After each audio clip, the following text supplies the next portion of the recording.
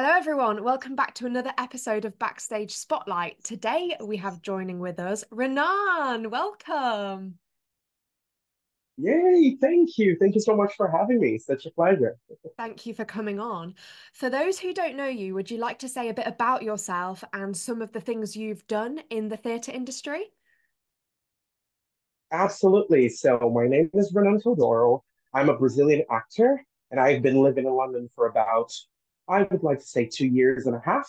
So I moved over at the end of 2021, right after college, after COVID, and all of that jazz and everything that we had to go through. Recently, I've done my debut in London in the revival of Anyone Can Whistle at Southern Playhouse in 2022, which was incredible, amazing. After that, I've done a couple of concerts here and there. Recently, I've done the songs of Drew Gasparini a couple of months ago. Also, I've done Sin, a new musical at the Other Palace, which we're also coming back at the Union in the next month, pretty much. And I've just finished a contract doing Panto, my very first Panto, which was quite exciting. So yeah, those are a couple of things that I've done recently. They all sound great. So you mentioned you were from Brazil, and I wanted to ask you, what is Yes. the performance industry like in Brazil? How did you start doing like performing? Yeah, it's so interesting because when I was a child, I'm 28 now. So when I started getting interested in musical theater, we only really had the influence of movie musicals. I don't think that at that point we had a lot of musicals in Brazil being produced in-house, per se. But now there is a very huge demand of musicals in Brazil. There are loads of musicals being produced every year, which is pretty exciting. For me, in my reality, when I started, dreaming of becoming a performer and trying to take courses here and there weren't really any. And if there were, they were all like very expensive for me at the time. So unfortunately, when I started in Brazil, I didn't really have any contact with it in my own country. Now I do a little bit more because, once you get in the industry, you start meeting other people and then you pay more attention to the industry back at home, at least for me. And I know it's a reality for other Latino actors as well. And now I realize that back in the day when I was a kid, they were all still fighting to get some musicals back in Brazil. If I'm not much mistaken, the very first kind of big musical they had was Les Mis back in the early 2000s here in Brazil, which was a huge hit, followed by Phantom and all the big mega musicals that we can imagine. But yeah, they were all started. We didn't really have any kind of musical theater degrees. I'm not sure we have a degree to this moment. I'm not sure there is a university in Brazil that provides a degree or a BFA in any way, shape, or form. But there are loads of courses now. There are loads of technical courses in musical theater for Backstage, for people that want to be follow spot operators and all that. So it is improving, and the market in Brazil is very profitable at this point, which is really exciting for all of us musical theater lovers and theater lovers in general. It's great how much it's developing, and it's also amazing to realize how different cultures are with musical theatre. I want to ask you, when was the point you realized you wanted to do it as a career, and how was your training in Brazil to um to help your move to London, and what made you decide that you wanted to come over to the UK? Yeah, it was a very interesting path, I have to say, because it was at the start of pretty much internet when we started getting internet over in Brazil, and we could, get in contact with other things that were not available to us on TV, for example. So I don't really remember exactly how, but I remember I got the 10th year anniversary of Les Mis, the one with Tom Wilkinson and Leia Salonga and all that. And I remember watching it, and I started learning English when I was 7 years old. Wow. I think that at around 9 was when I got in contact with that the 10th year anniversary. So I watched that, and I couldn't understand everything. Some stuff I had no idea what was going on, but I found it very cool because I've always been, very connected to the arts. I always wanted to be on stage. I always wanted to sing and play the guitar and do this and do that. But I never knew that we could do all of them at once, that we could do them all together. So when I watched that 10th year anniversary of Les Mis, I was like, wow, that is pretty cool. Like they are actually singing and acting at the same time. Like this is quite interesting. I think I want to do that. So I'm pretty sure that at that moment, it became kind of an obsession for me to try and do it. And you know, because of I come from, I would like to say, middle, low class. Like in Brazil, I didn't have a lot of money growing up. My parents still don't do. So it wasn't a reality for me to, for example, travel abroad and, see stuff in other countries. Like it never happened to me before. So I started kind of researching how I could do that in Brazil first to then make the move somewhere else. I didn't even know where. So I started taking theater classes first outside of school. We did have some classes in school, but it wasn't anything in depth or anything like that. So we started taking theater lessons outside of school together with some further English lessons. And after that, I realized that Brazil didn't really have a musical theater degree.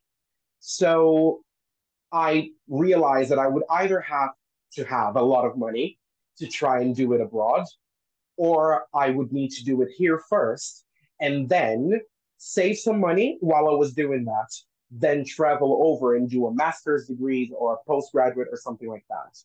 And I got into a dramatic arts college, which I did for 1 year, and I absolutely despised it. It was so weird because I did it for a year, and I was like, listen, I don't really want to do like I want to sing and be on stage singing and do and of course it was the first year of that dramatic arts college. So of course, it was just building foundations and foundations that I didn't really know what I wanted. I thought it was going to be High School Musical, right? Because that's the that's the reality that I had. I was like, oh, this is going to be like musical theater is High School Musical.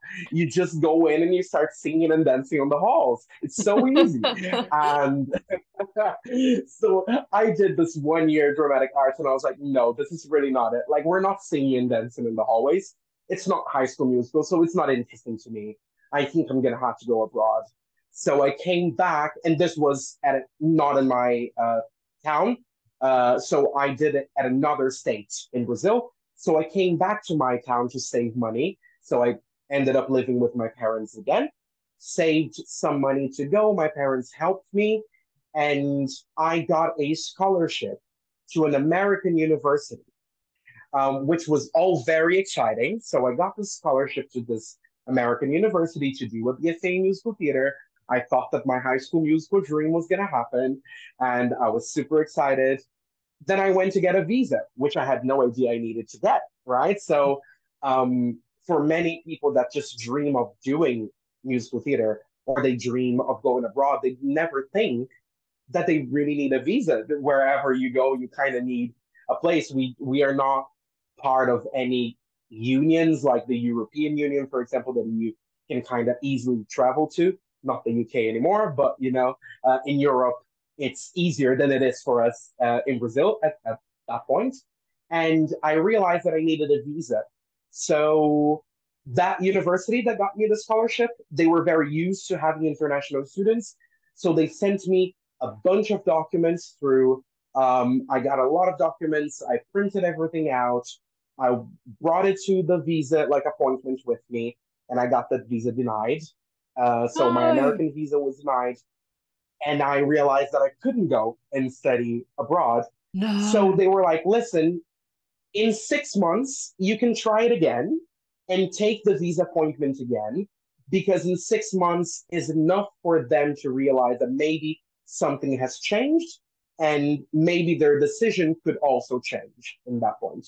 So I tried it four more times and I got four denials. So You are I joking. never got. No, it's quite crazy. It's like whenever I tell people, they're like, so, "Is this a movie? What are you talking about?" And I'm like, "No, it's true. It's true."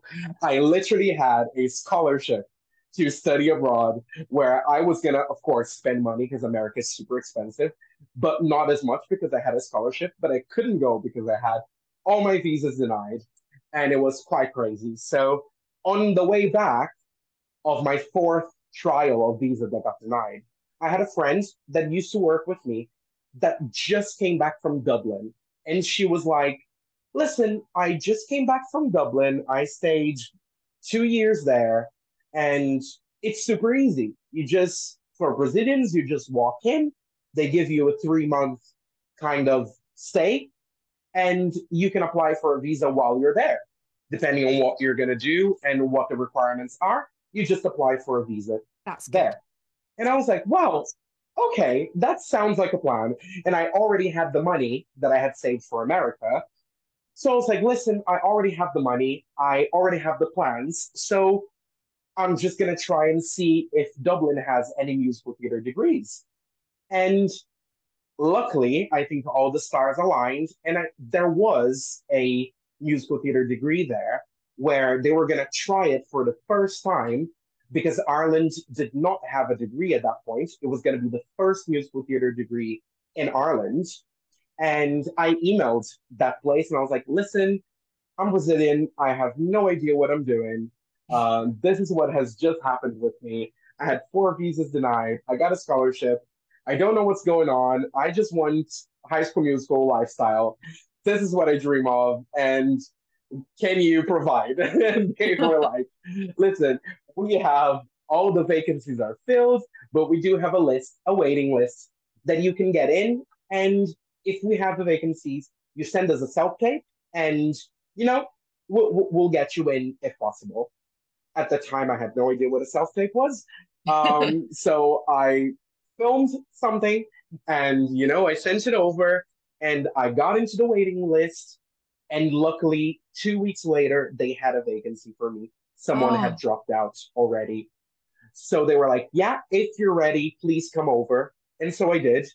So I went to American College Dublin, which was, funnily enough, an American college in Dublin, which had no, like, it just, you can't really fake it, right? I was supposed to go to an American university. I got all my visas denied. Now I go to Dublin to do an American university. It's crazy. So I went to Dublin and I got into the BFA in musical theater in that university. And I stayed there for 5 years until, well, 4 years for my degree, because it was a BFA, so 4 years for that BFA.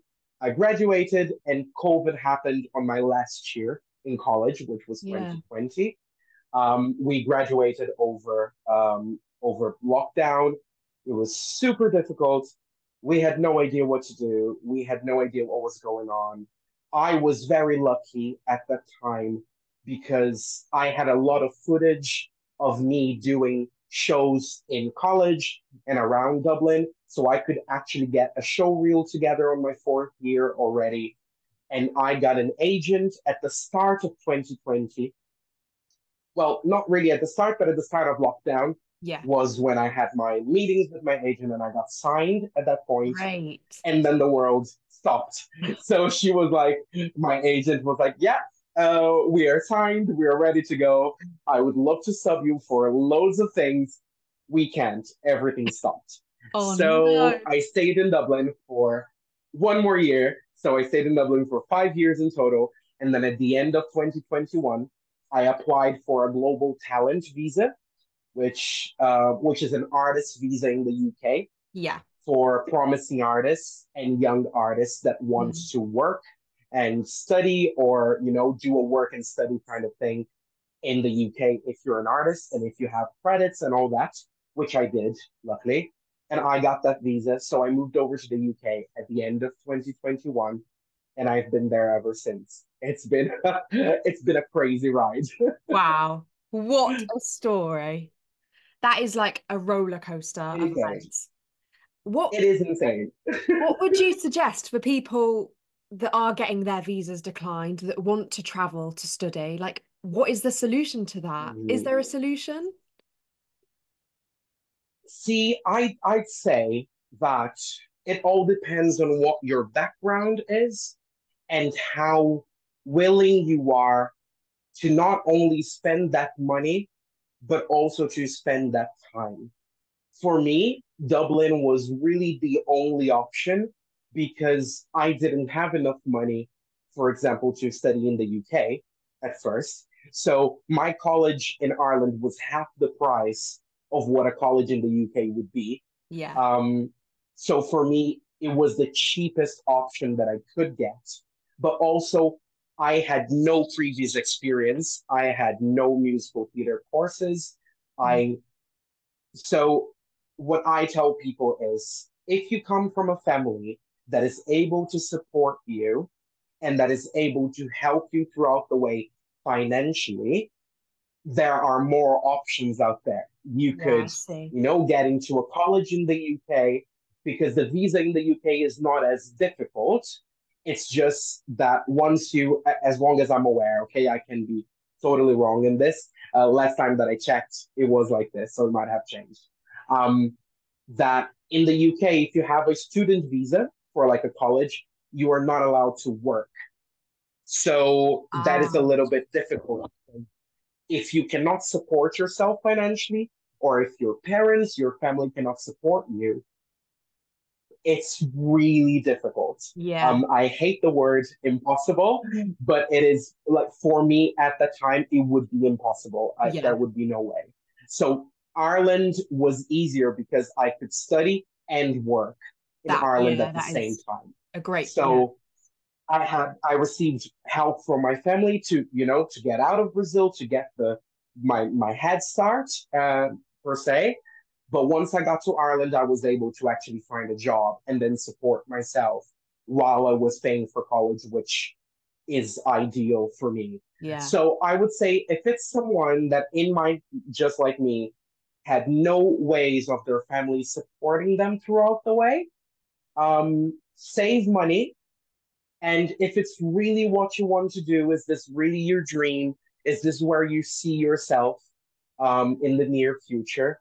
Save some money and find a place where you can study and work at the same time, and find a place that you feel that is going to help you, that you feel is going to be, it's going to connect to what you want to do. Because I had some information about Ireland, but once I knew that that was the path that I could take, there was always something in me saying, yeah, you take that path because it's gonna, like, something's gonna work out. So take Yeah. that path and go. And so I did. I think that there is always something inside of us that will tell us Yeah. whether we're doing the right decision or not. There's always Yeah. one of those things. And you can always go back. There is always a safety net of there is always home. So if you fly and you go and you try and things go south, you don't know what to do, there's always a safety net of home. Pretty much. You can go back and it's not a failure. The industry is hard. Yeah. As we are talking just now, not only the industry is hard, but even getting to a higher education level is already a challenge Yeah. for Yeah. so It's many so people. true. So yeah, it needs to be something that you really, really want to do, and you need to be able to support either yourself or to get support from other people. So Yeah. yeah, that's what I would say. Get that support, save that money, and if it's really what you want to do, research, research, research, research. Yeah. And no matter how long it takes, everyone has different paths, whether that takes someone 1 year or 5 years. It all, for you, it's all worked out like great. And it is so amazing that you've had that. And some people that it might take them longer, but they will eventually get to where they want to be. Just depends how long it takes some people more than others. absolutely. And you never know. It's like every time I every now and then I kind of do this exercise of looking back and seeing what I wanted for myself and what I envisioned as my path and how it, it's just it's weird putting it into comparison because my path is wildly different to what I Yeah, thought it was going to be, but the outcome is exactly what I envisioned my outcome to be. amazing. So, like, I wanted to be working, I wanted to be in the industry, I wanted to be, you know, I don't know if relevant is the right word, but like, I wanted to be in the room, I wanted to audition, I wanted to be booked in gigs that were deemed to be something that I would like to be in, but also that I would be welcomed in. And that happened, and that is Right. happening, which is lovely. But the path, wildly different to what Yeah. I thought it was going to be. We Yes. have so many different, I think, dreams and thoughts that we put in our heads, and we compare ourselves so much Yeah. to other people. And it's really not helpful, you know? And we do as human beings, as actors in London. There's so many people just like us that look just like us that sound like us, and so it is difficult. It is difficult Yes, to not it really compare is. yourselves. You do every now and then, but there is always that something that we have that other people might not have. There's always that factor that you're like, this is what I can bring to the table that other people maybe can't. Of And course. that's when you shine. Yeah. So, so true. When we came out of lockdown, how long did it take to get your West End debut? How was the process of getting that job? Ooh, so it was long. Well, it was longer than I thought it would be. Once again, I thought that my path was going to be, way shorter. It's one of those things that you're like, you know what? I studied for 4 years. I spent a year in lockdown, honing my skills, and doing my dance lessons in my living room, doing my singing Yeah. lessons in my bedroom. I improved. I did the work. So many people didn't do anything throughout lockdown. I've done so much, and all those things that you think. So I was like, now that I'm in London, things are gonna happen because now I'm gonna get in the room and it's gonna be great. And part of that was true. I was lucky enough to get in London and already be in the room for many amazing projects in the West End. Um, that for me, I didn't book the gig, but once again, you book the room and you make connections and you get to know people and people get to know you. So I got in London at the end of 2021, so August 2021, and my whistle happened for me in January of 2022. So I started with self tapes and all that in 2022. It was a pretty fast process. It wasn't as long as I thought it was going to be. So I had pretty much 3 rounds, I'd say. So I had a self tape in January. We were all invited to auditions. So we had a movement audition and I had a scene and a song. Yeah, so I had a scene and a song, and that was it. And then the next day, I got the call that I booked the job. So Amazing. we took around maybe 6, 7 months ish, Yeah. and then we started rehearsals in February. Um, but it's one of those things that I was like, for me, that was so long.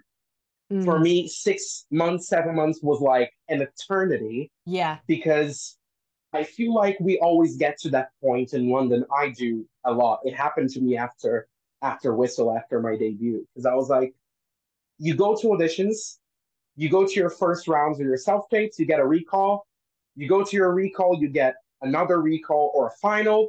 You go to finals and you're like, it's me and other two people.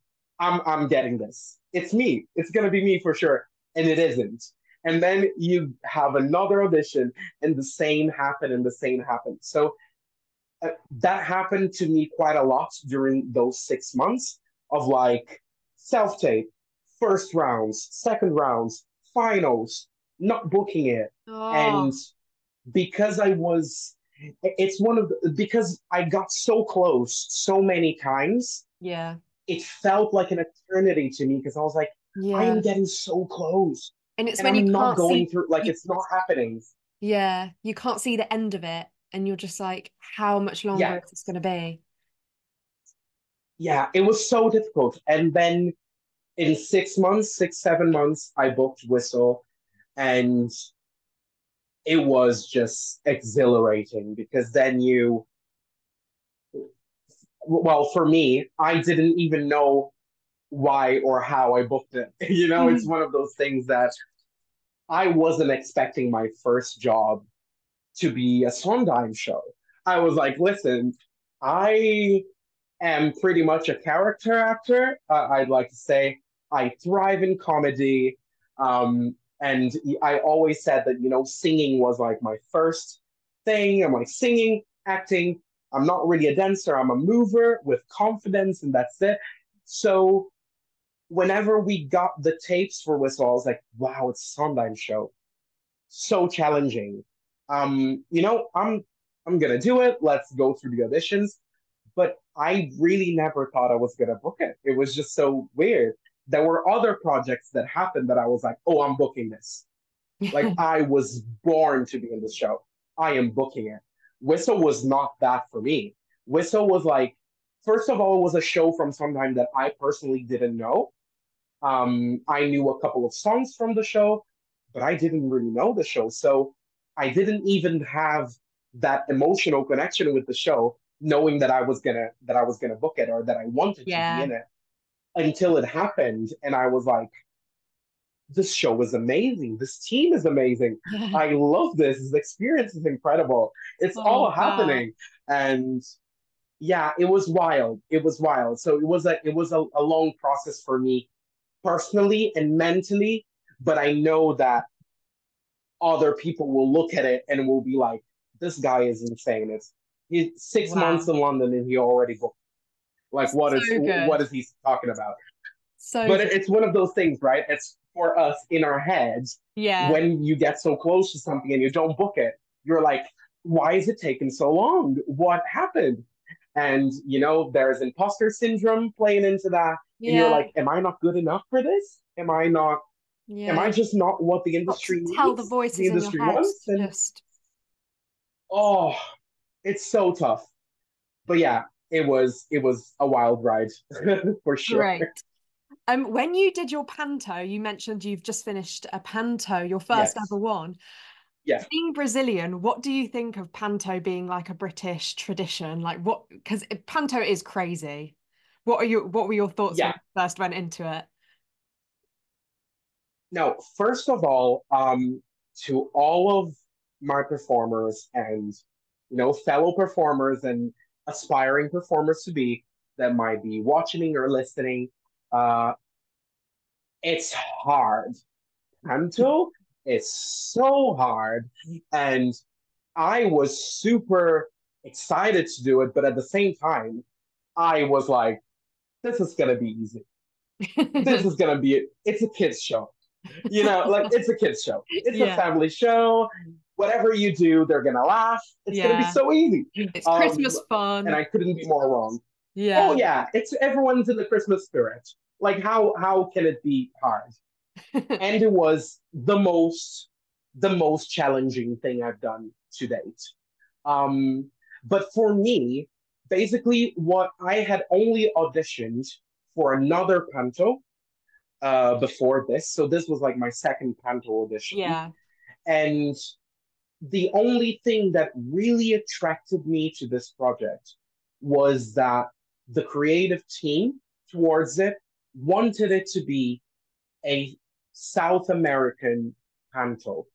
a Perfect. South American styled panto. And I was like, first of all, my agent was really excited. My agent was the first one. She was like, listen, there is this panto that they want to do Cinderella, but they want to do Cinderella based in South America. You have to be in it. Oh, Like yeah. we're gonna make this happen. And I was like, absolutely. So that was the first thing that really attracted me to this panto, to this audition. And the second thing was that I had like the misconception that it was going to be all pop songs. So I was already like, oh, we're going to be singing the Barbie soundtrack throughout the whole Christmas. And we're going to be singing, all those pop songs. And I am terrible at pop songs and things like because I only know early 2000s stuff. After that, I only listen to musical theater, which is not great. People should be listening to everything. I don't. So I was already dreading it. I was like, this is gonna be quite difficult to do. And when I got into the audition room, first of all, the team was incredible, super welcoming. They were all super excited about the idea of casting Latinx performers that Right. all had come from different places in South America, who all had different experiences and, different cultures within the same continent. Yeah. So it was already very exciting. And then they were like, yeah, also, we don't do pop songs. We write original music. Oh, And I was like, great. excuse me? Excuse me? And they were like, yeah, we write original music. We Oh, have two great. composers, one composer from, Argentina, the other composer is English. So we are mashing the two like worlds So good. together. And this is what we want to do. And I was like, this is perfect. This is So perfection. good. So, And, so good. you know, it was so nice. I had so many misconceptions that I never knew existed. Like I thought it was gonna be easy. I thought that, the shows were gonna be easy to do, Yeah. and I had a great time, but boy, oh boy, I was so tired Yeah. all the time, Stamina required for panto. exhausted. It is really, really difficult. And like the roles that generally I'm cast in are the roles of like either the entertainer or the Yeah. high energy characters that are always running around on stage and high belting and all that. And I was like, I am gonna have to do this for 2 months because Oh, also it's one of the longest running cantos in the country. oh So my we goodness. started the first performance in the middle of November and we only finished last weekend. So That's like so long. we did 97 performances. Oh my So goodness. we did That is a lot. 97 performances. Oh my It goodness. is a lot. And I never thought I'd survive it. I did, and I'm super proud that it Well happened. done. But it's one of those things that make you that like it's so traditional, it's so English. Yeah. There is Fento in Ireland as well, but it's something so traditional Yeah. that I never thought that I would have space in. I Mm. never thought it would be something that I would be welcomed in, and not even from a negative kind of headspace. Yeah. I was thinking about it as, it's traditional for them to do this and to have this style of entertainment. I am not sure that what I have in my toolbox is going to match with what they need Mm. for this contract. So it wasn't even me being like, oh, they'll never want a Brazilian. They'll never want me in a show. Like, that's not the point.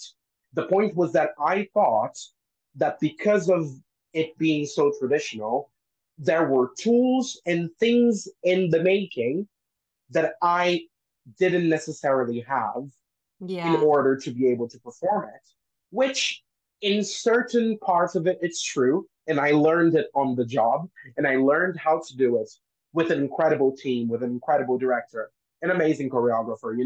We worked Great. on stuff that is like, well, it's a little bit different, but that's Spanto and that's how we do it. And I'm Yeah. like, absolutely. And now I have that in my toolbox now, and I know that I can do it.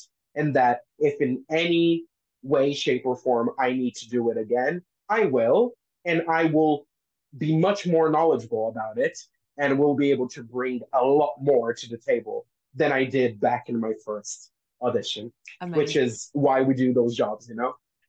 So you mentioned having a run of a show at the other palace. Do you want to tell us about that and coming back to do it at Union Theatre in a month?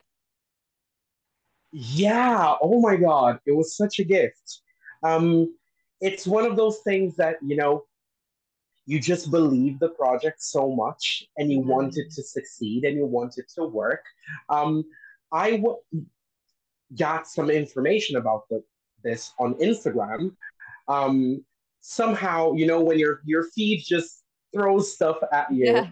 and I was thrown the Instagram profile of this new show, of this new UK show called Sin, a new musical, and I was like, interesting.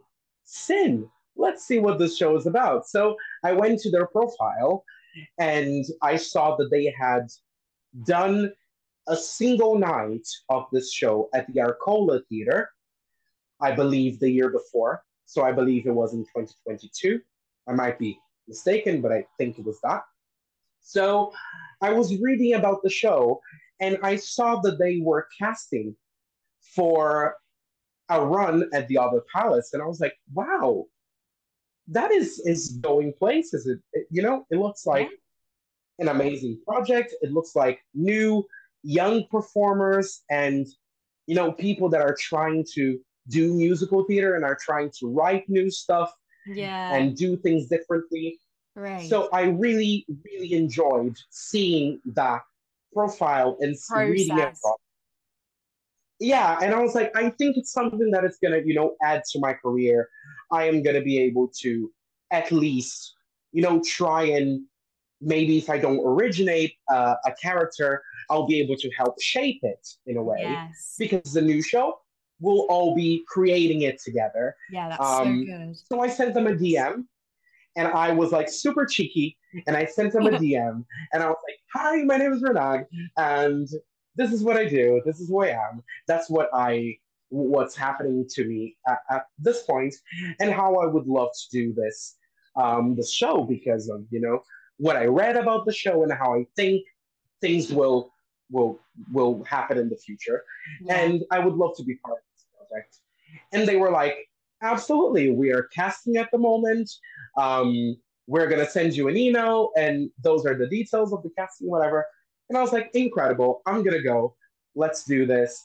I went to the audition process, and it was a super lovely audition. I got talking to the creator of the show, the writer and composer of the show, and he told me about his passion for the project and how much, he did everything himself. He wrote the lyrics, he wrote the songs, he wrote the book, Wow. and he was just super passionate about it. And I was like, wow, this is quite exciting. I don't know what you guys are planning for the future. I don't know what the plan is, but I know that I want to be in this. Like, I know Yeah. that I want to join because the passion was so big that I was like, listen, um, if I fit the bill in any of those characters, if Yeah. you see me in the show, we are sticking with the show and we are doing everything we can to make something out of it. And Wow. that's exactly what happened. He called me a couple of days later, offering me not the part that I auditioned for, another part that I never read or never auditioned for it. And he was like, listen, I know you auditioned for this part. but I feel like your energy and what you're bringing will be great in this other part, which was Otto.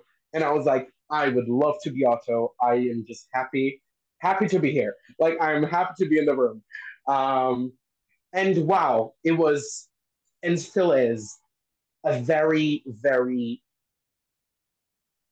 like, it's hard to put it into words because there's a lot of passion involved.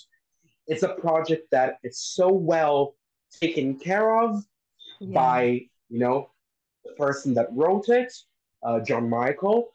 He is just such a talented young man, and he has so many ideas of what he wants to do, on how he wants to shape new writing in musical theater, and his songs are incredible. Um, we now have a concept album out on Great. all platforms called Sin, the concept album. So if you guys want to check that out, Yeah, go, definitely and check there it are a out. couple of songs from the show in there, and you will hear what I say, that like there is so much potential in there. Yeah. There's so much happening. We had a run of 4 nights at the Other Palace, and it was sold out. Amazing. People really embraced it. We had a couple of people in the industry coming and seeing the show, but Great. most of our audience was of people that had no idea who we were. Yeah. They had no clue what was happening. They were also just happy to be there. They bought a ticket, they came down, and they were humming the songs at the end of the show. Oh, They were so involved.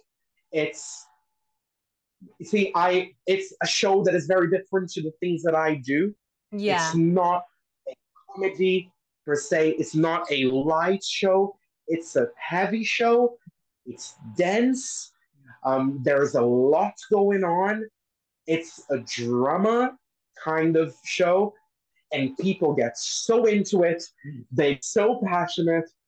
I Those 4 nights, every time we got to Act Two, people were at the edge of their seats, being like, "What's gonna happen? What's going on?" Like it was incredible. And now we have this opportunity, this wonderful opportunity of coming back to the Union Theater, Wow. What which an is a brand amazing new venue thing. I've never worked. What an amazing venue as well. Like, I've seen shows there, and Yeah. I've always wanted to be in something there because it's such a lovely space. Yeah. And now I get the opportunity to do it again with Sin, and I couldn't be more excited. We open on the last week of February, and we go until the very first week of March. So we are there for 6 nights, 6 nights only. Um, I'll get all the information across once I have them. And there are tickets live right now. You can find them at the Union Theater Instagram. You can find it at their website. You can find it at Sin the Musical on Instagram. It's gonna be everywhere, and hopefully, it's gonna be another sold out run, because this project deserves it. I'm sure it will. Best of luck with that. One last thing I'd like Thank to you so ask much. you is who are you going to nominate to come on the podcast next? And I'll reach out to them. Oh my God, I would love for John Michael, the composer of Sin, to come into the podcast That would be and maybe great. talk about a side of musical theater that we don't think about. In fact, he was the one that made me think more about that side, which is composing and writing for musical theater, and how hard it is to get something from the page to the stage, which Yeah, we as actors don't really think about. We just want to be on stage and give me the material, but we have no idea of all the work and all the process that for gets sure. all the way from one to the other. So I think he would be an absolutely incredible guest for you. Great suggestion. Thank you so much. Listen, Renan, you've been a pleasure to talk to. Thank you so much for coming onto my podcast. Make sure, if you're listening, to go and get tickets to see Renan in Sin at the Union Theatre. And we'll see you next episode. Bye.